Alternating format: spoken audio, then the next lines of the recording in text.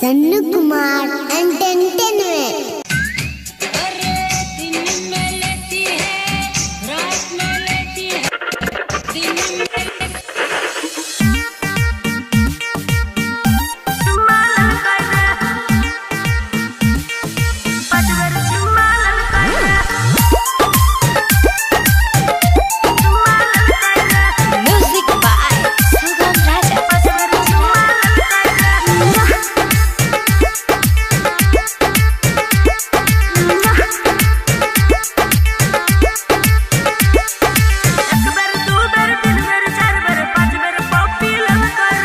उछला पर नहीं बोले छी ससुरा के भेद न खोले छी।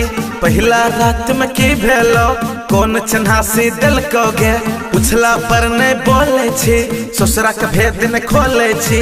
पहला रात में की भेलो कौन चन्हासी दिल को गे। एक बार दू बार तीन बार चार बार पांच बार चुम्मा ललकाई रे। एक बार दू बार तीन बार चार बार पांच बार चुम्मा ललकाई रे। एक बार दू बार तीन बार चार बार पांच बार उछला पर नहीं बोले छी ससुरा के भेद न खोले छी। पहला रात में की भेलो कौन चन्हासी दिल को गे। एक बार दू बार तीन बार चार बार पांच बार चुम्मा ललकाई रे। एक बार दू बार तीन बार चार बार पांच बार पॉपी ललकाई रे।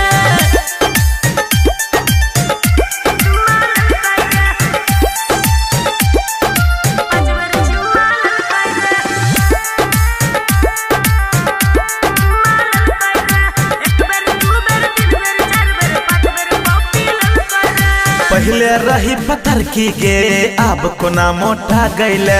4 दिन में की खेल ही गे इतना तू चिकना गईले। तोरा कोना बता दियो लाज लगैया कहे में।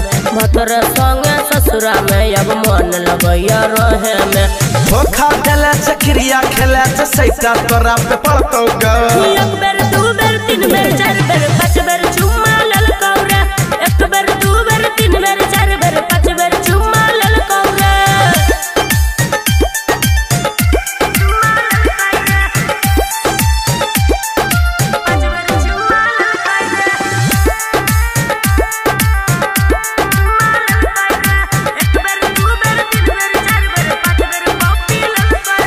सूट छोड़ के साड़ी में और हट तू लागे छी।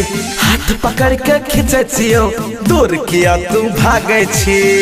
पकड़ के खींचे छियो दूर किया तू भागे छी। माफ कर दे हमरा तू दोसर छोरी पटाली है। नंबर लिख के दे छियो साँझ के टाइम लगा ली है। प्यार के भूल गला तू जखम दिला नहीं भरतौ गे।